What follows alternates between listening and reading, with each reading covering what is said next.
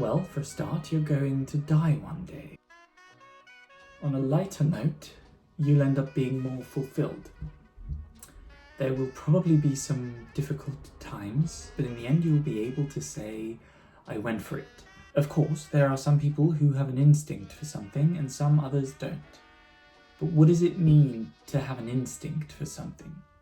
Let's take acting, for example. What do we mean when we say that someone is a good actor? Well, usually we mean that that actor is someone who can make you believe that they're going through whatever the character's going through. Of course, there are some other things, like an actor hits a certain nerve in your brain or in your subconscious mind. That may be because of the shape of their face, their voice, the way they move, the way they look at other people, etc. But let's try to look at this objectively, and I wonder if we can, but let's try.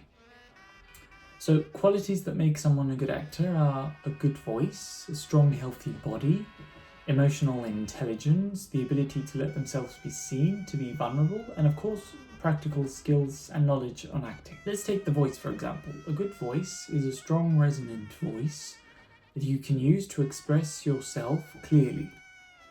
Well, most people who have a good voice were probably allowed to speak as loudly as they felt it necessary in order to express their feelings as a child. So they were allowed to talk about the things they loved, they were allowed to laugh, maybe they were encouraged to read books out loud at home.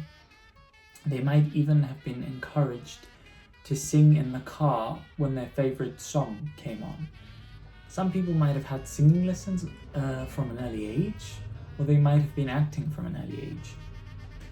There can be many reasons why some people have good voices. Maybe they were told that they should be proud of who they are and to stand up confidently and speak their mind and be themselves. But on the other hand, if you felt different as a kid, maybe you tried to be invisible at school. You didn't speak loudly because you didn't want to be the center of attention. Maybe you hunched your shoulders forward and you tried to shrink in order to take as little space as possible with your body. So you deprived yourself of the ability to be vulnerable, to be seen as you are, to discover your own talents, and as a result, your voice didn't develop or it got trapped in your own body. I think if we allow ourselves to be exactly who we are, if we change some bad habits, we can, with time, develop our voices.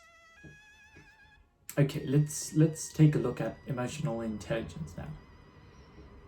As I said, some people were allowed to express their feelings as kids, to be themselves. Maybe they were encouraged to read books or go to the theatre or the cinema.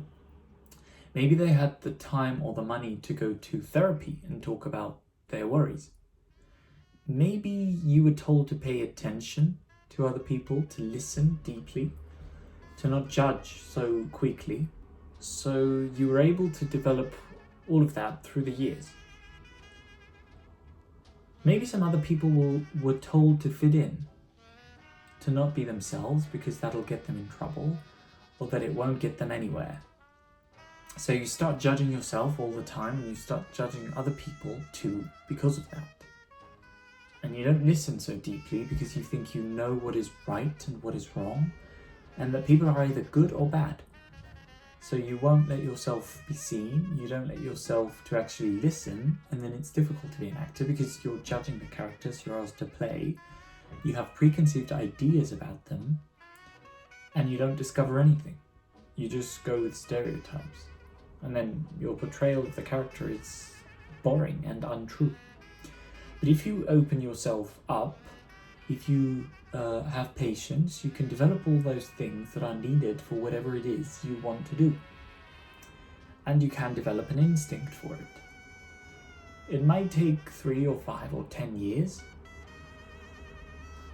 You really have to embrace who you are. Don't be apologetic about it. If you feel there aren't enough parts for people like you, don't try to change yourself or the way you look or the way you sound. Write parts for yourself. Teach yourself to write.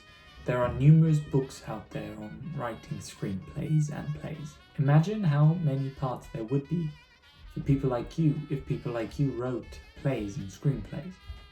I'm not trying to make it sound as if it's simple. I'm not saying that it's going to be easy or great every single day. I know that it can be difficult and frustrating, and you'll feel like quitting. But I think it's worth it if you love it.